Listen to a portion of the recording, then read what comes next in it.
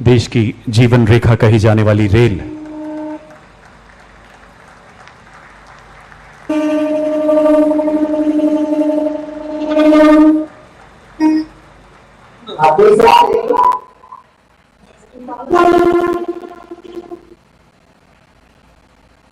अंतागढ़ से अपनी पहली गौरवशाली यात्रा शुरू करते हुए रेल मंत्रालय अपने विशाल नेटवर्क का निरंतर विकास करते हुए नए कीर्ति स्तंभ स्थापित कर रहा है। उसमें एक और अध्याय जोड़ते हुए आज स्वास्थ्य एवं कल्याण मंत्रालय भारत सरकार के तत्वाधान में आयुष्मान भारत प्रधानमंत्री जन आरोग्य योजना को परिकल्पित किया गया। सितंबर 2018 में शुरू की गई दुनिया की सबसे बड़ी वित्त पोषित स्वास्थ्य योजना, जिसमें अब तक 5 करोड़ लोग लाभान्वित हो चुके हैं। माननीय प्रधानमंत्री जी से करबद्ध आग्रह, कृपया यहां उपस्थित लाभार्थियों को आयुष्मान भारत परियोजना कार्ड वितरित कर हम सबका गौरव बढ़ाएं। सबसे पहले श्रीमती गौरी चौहान जी। श्रीमती गौरी चौहान जो रायपुर शहर से आती हैं।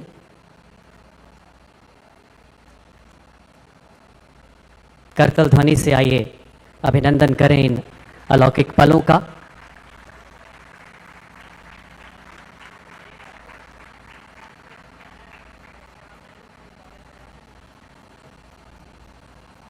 सुश्री शेफाली पाटिल रायपुर के दलदल सिवनी ग्राम से हमारे बीच पधारी हैं।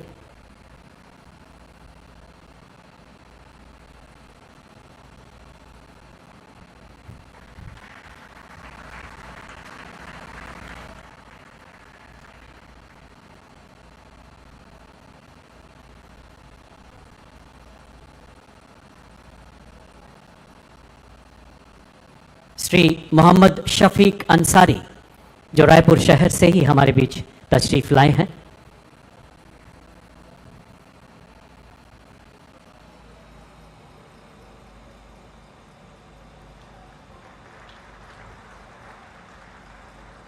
श्री नबलू राम जूरी कांकेर जिले से पधारे हैं और इनका गांव है पलेवा।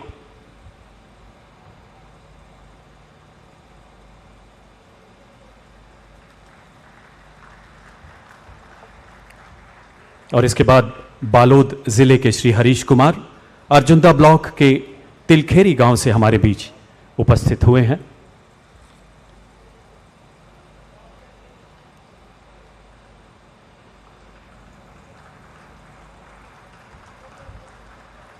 धन्यवाद महोदय। ये सभी परियोजनाएं छत्तीसगढ़ में विकास के नए द्वार खोलेंगी। विकास जो सर्वव्यापी है, सर्वस्पर्शी है, और अब समय है उस उद्बोधन का जिसके लिए हर देशवासी ही नहीं बल्कि दुनिया के हर कोने में लोग आज आह्लादित हैं, आतुर हैं। आपसे करबद्ध आग्रह माननीय आशीर्वचनों से हमारा मार्गदर्शन करें। आज के समारोह को संबोधित करें माननीय प्रधानमंत्री महोदय।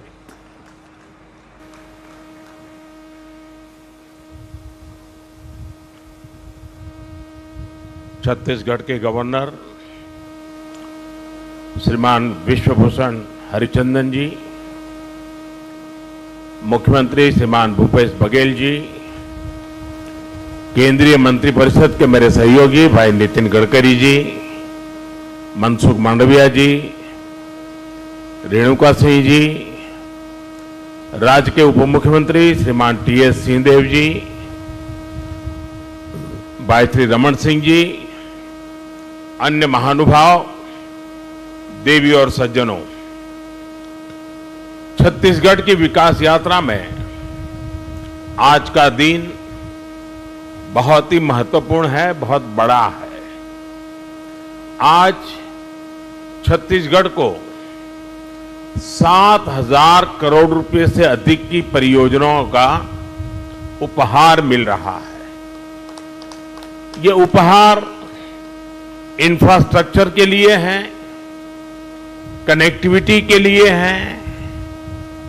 ये उपहार छत्तीसगढ़ के लोगों का जीवन आसान बनाने के लिए है, यहां की स्वास्थ्य सेवाओं को बेहतर बनाने के लिए है। भारत सरकार के इन प्रोजेक्ट से यहां रोजगार के अनेकों नए अवसर भी बनेंगे। यहां के धान किसानों, खनिज संपदा से जुड़े उद्यमियों और टूरिज्म को भी इन प्रोजेक्ट से बहुत लाभ मिलेगा। सबसे बड़ी बात यह कि इनसे आदिवासी क्षेत्रों में सुविधा और विकास की नई यात्रा शुरू होगी। मैं इन सभी प्रोजेक्ट्स के लिए छत्तीसगढ़ के लोगों को बहुत बहुत बधाई देता हूं। साथियों, भारत में हम सभी का दशकों पुराना अनुभव यही है कि जहां इंफ्रास्ट्रक्चर कमजोर रहा, वहां विकास भी उतनी ही देरी से पहुंचा। इसलिए आज भारत उन क्षेत्रों में अधिक इंफ्रास्ट्रक्चर विकसित कर रहा है जो विकास की दौड़ में पीछे रह गए। इंफ्रास्ट्रक्चर यानी लोगों के जीवन में आसानी, इंफ्रास्ट्रक्चर यानी व्यापार कारोबार में आसानी, इंफ्रास्ट्रक्चर यानी रोजगार के लाखों नए अवसरों का निर्माण और इंफ्रास्ट्रक्चर यानी तेज विकास। आज भारत में किस तरह आधुनिक इंफ्रास्ट्रक्चर विकसित हो रहा है, यहां छत्तीसगढ़ में भी नजर आता है। पिछले 9 वर्षों में छत्तीसगढ़ के हजारों आदिवासी गांवों में प्रधानमंत्री ग्रामीण सड़क योजना के तहत सड़कें पहुंची हैं। भारत सरकार ने यहां करीब 3,500 किलोमीटर लंबी नेशनल हाईवे की परियोजनाएं स्वीकृत की हैं। इसमें से लगभग 3,000 किलोमीटर की परियोजनाएं पूरी भी हो चुकी हैं। इसी कड़ी में आज रायपुर कोड़ेबोड़ और बिलासपुर पथरापाली हाईवे का लोकार्पण हुआ है। रेल हो, रोड हो, टेलीकॉम हो, हर तरह की कनेक्टिविटी के लिए पिछले 9 साल में भारत सरकार ने छत्तीसगढ़ में अभूतपूर्व काम किया है। साथियों, आधुनिक इंफ्रास्ट्रक्चर का एक और बहुत बड़ा लाभ है जिस पर उतनी चर्चा नहीं हो पाती। आधुनिक इंफ्रास्ट्रक्चर का संबंध सामाजिक न्याय से भी है। जो सदियों तक अन्याय और असुविधा झेलते रहे, उन तक भारत सरकार आज ये आधुनिक सुविधाएं पहुंचा रही है। गरीब, दलित, पिछड़े, आदिवासी, इनकी बस्तियों को आज ये सड़कें, ये रेल लाइनें जोड़ रही हैं। इन दुर्गम क्षेत्रों में रहने वाले मरीजों को, माताओं बहनों को आज अस्पताल पहुंचने में सुविधा हो रही है। यहां के किसानों, यहां के मजदूरों को इससे सीधा लाभ हो रहा है। इसका एक और उदाहरण मोबाइल कनेक्टिविटी भी है। 9 साल पहले छत्तीसगढ़ के 20% से ज्यादा गांवों में किसी तरह की मोबाइल कनेक्टिविटी नहीं थी। आज ये घटकर लगभग 6% रह गई है। इनमें से अधिकतर जनजातीय गांव है, नक्सल हिंसा से प्रभावित गांव है। इन गांवों को भी अच्छी 4G कनेक्टिविटी मिले, इसके लिए भारत सरकार 700 से अधिक मोबाइल टावर लगवा रही है। इनमें से करीब 300 टावर काम करना शुरू कर चुके हैं। जिन आदिवासी गांवों में पहुंचते ही पहले मोबाइल सन्नाटे में आ जाते थे, आज उन्हीं गांवों में मोबाइल की रिंगटोन बज रही है। मोबाइल कनेक्टिविटी पहुंचने से कितने ही कामों में अब गांव के लोगों को मदद मिल रही है।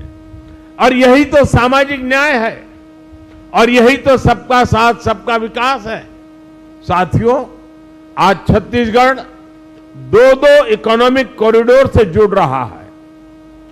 रायपुर धनबाद इकोनॉमिक कॉरिडोर और रायपुर विशाखापट्टनम इकोनॉमिक कॉरिडोर इस पूरे क्षेत्र का भाग्य बदलने वाले हैं।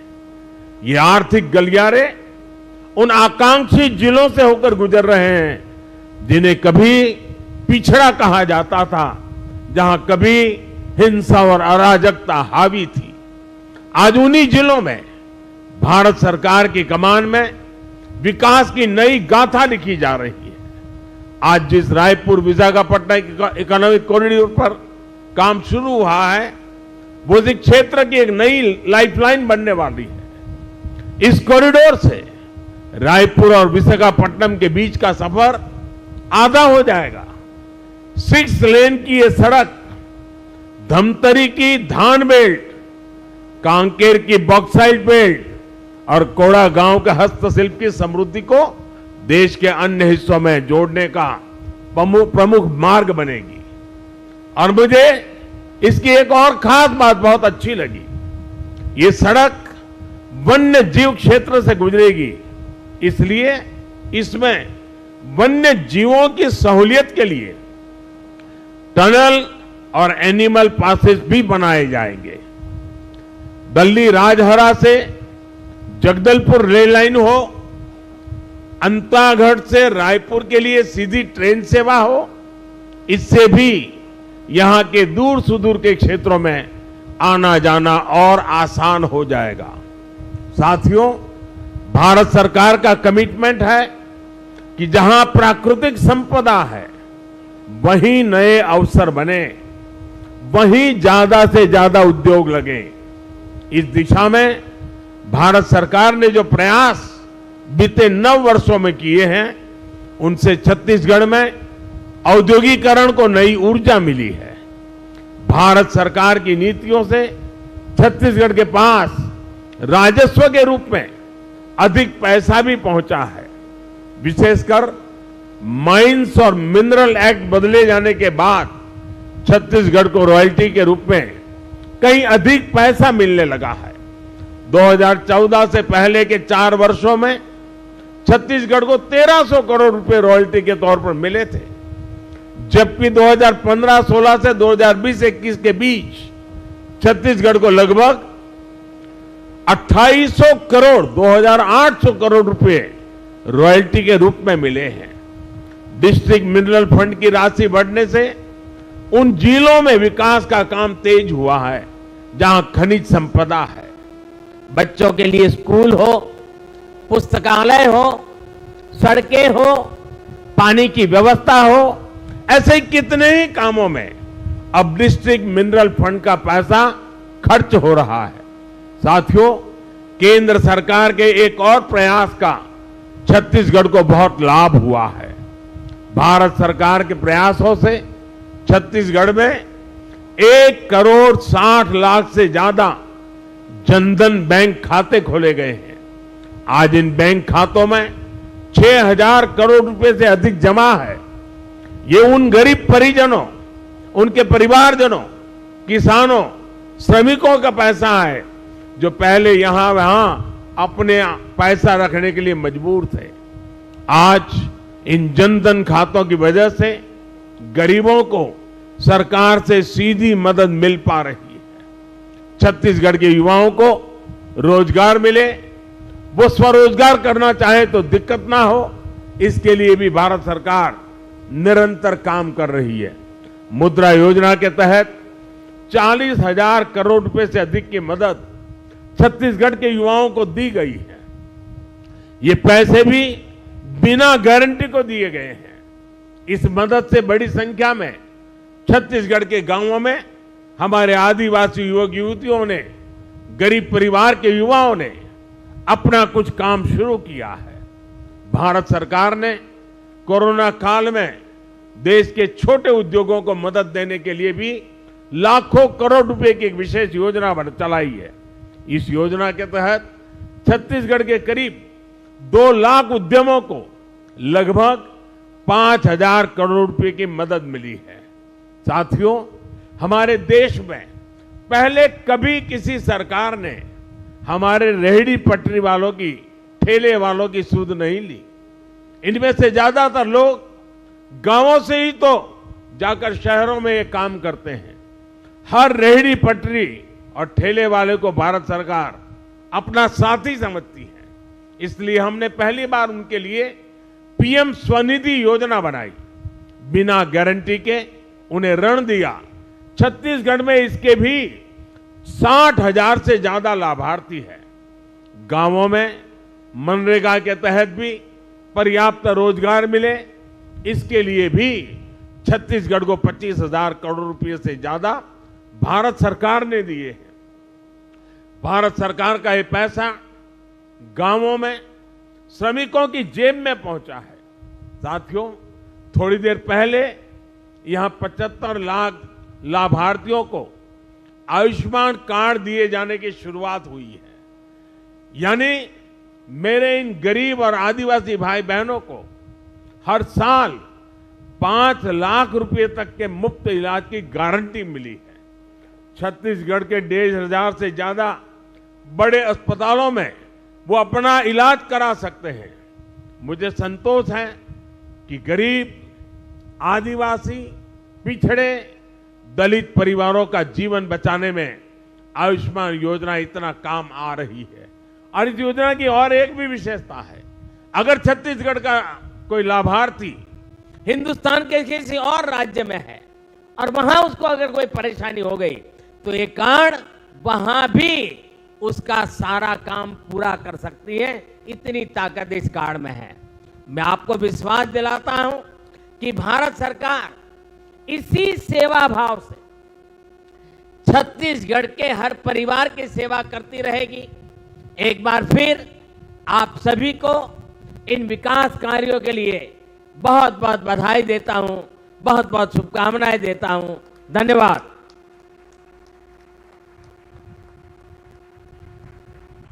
आपके ओजस्वी उद्बोधन के लिए आभार मान्यवर। धन्यवाद। भारत की कालजयी सनातन संस्कृति की उच्चतम प्रतिमान प्रभु श्री राम का जीवन लोकतंत्र, लोक कल्याण, लोक मंगल की पराकाष्ठा है। उनके इन अद्भुत आदर्शों के अटल अनुपालक माननीय प्रधानमंत्री जी का हम हृदय से स्वागत करते हैं। मंच पर विराजमान छत्तीसगढ़ के माननीय राज्यपाल श्री विश्वभूषण हरिचंदन जी एवं माननीय मुख्यमंत्री श्री भूपेश बघेल जी का भी हम बहुत बहुत स्वागत करते हैं। माननीय केंद्रीय सड़क परिवहन तथा राजमार्ग मंत्री श्री नितिन गडकरी जी, माननीय केंद्रीय स्वास्थ्य एवं कल्याण तथा रसायन एवं उर्वरक मंत्री डॉक्टर मनसुख मांडविया जी, पूर्व मुख्यमंत्री डॉक्टर रमन सिंह जी एवं मंचासीन अन्य सभी गणमान्य विभूतियों की उपस्थिति से हम गौरवान्वित हैं। आप सबका हम हृदय से स्वागत करते हैं। श्रीमान, राम काज कीन्ही बिना मोहि कहा विश्राम के राममयी बजरंगी आदर्श जिनका जीवन मंत्र है। जननी जन्मभूमि स्वर्गदपि गरेसी की पुरुषोत्तम परंपराओं पर आधारित राष्ट्र सर्वोपरि का संकल्प जिनके जीवन का आधार है, ऐसे माननीय प्रधानमंत्री जी पिछले 9 वर्षों से राष्ट्र की उन्नति एवं उत्थान की, आर्थिक सशक्तिकरण एवं मानव कल्याण की ऐसी अनुपम गौरव गाथा लिख रहे हैं जो हिंदुस्तान के इतिहास में युगों युगों तक स्वर्णाक्षरों में अंकित रहेगी। उस इतिहास में एक और स्वर्णिम अध्याय जोड़ते हुए 7600 करोड़ से अधिक की लागत वाली 10 अभूतपूर्व केंद्रीय परियोजनाओं की सौगात देने के लिए माननीय प्रधानमंत्री जी आज स्वयं छत्तीसगढ़ की इस पावन धरती पर पधारे हैं। छत्तीसगढ़ के माननीय मुख्यमंत्री श्री भूपेश बघेल जी से आग्रह कि अन्न वस्त्र एवं स्मृति चिन्ह भेंट कर माननीय प्रधानमंत्री जी का स्वागत करें।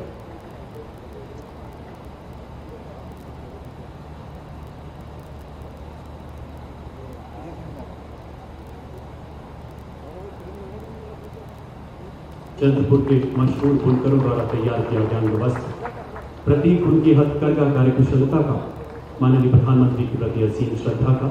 और ये मिलेट माननीय प्रधानमंत्री के आह्वान पर हमारा मिलेट पूरी दुनिया में अन्न का सरताज बन गया और ये भगवान शंकर का वाहन नंदी। धन्यवाद श्रीमान। माननीय सड़क परिवहन एवं राजमार्ग मंत्री भारत सरकार श्री नितिन गडकरी जी से आग्रह की वो माननीय प्रधानमंत्री जी का अंग वस्त्र एवं स्मृति चिन्ह भेंट कर अभिनंदन करें।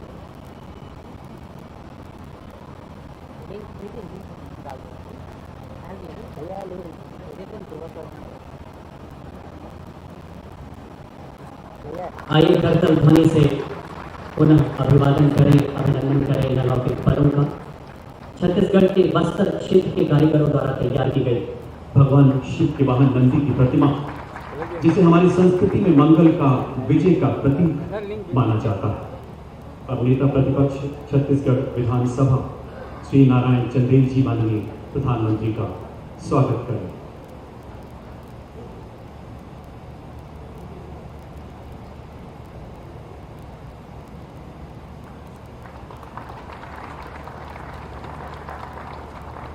धन्यवाद मान्यवर। समय है स्वागत संबोधन का। माननीय केंद्रीय सड़क परिवहन एवं राजमार्ग मंत्री श्री नितिन गडकरी जी से आग्रह, कृपया स्वागत संबोधन के लिए पधारें माननीय मंत्री महोदय। नीचे बैठ जा, निकल जाना, मूवमेंट करते रहेंगे। आदरणीय प्रधानमंत्री जी, आदरणीय मुख्यमंत्री जी, आदरणीय राज्यपाल महोदय जी, मंत्रिमंडल में मेरे सभी सम्माननीय सहयोगीगण, आदरणीय उप मुख्यमंत्री जी, मंच पर उपस्थित सभी महानुभाव और उपस्थित भाइयों और बहनों, मुझे बहुत खुशी है कि छत्तीसगढ़ एक प्रगतिशील, समृद्ध और संपन्न राज्य है। फॉरेस्ट और खनिज संपत्ति से परिपूर्ण है और इसी राज्य में विकास के लिए अच्छे रोड नेटवर्क का निर्माण करना एक बहुत बड़ा आह्वान है। आदरणीय प्रधानमंत्री नरेंद्र मोदी जी के नेतृत्व में विशेष रूप से पिछड़े हुए क्षेत्रों को ज़्यादा प्राधान्य देने की नीति अपनाई गई है।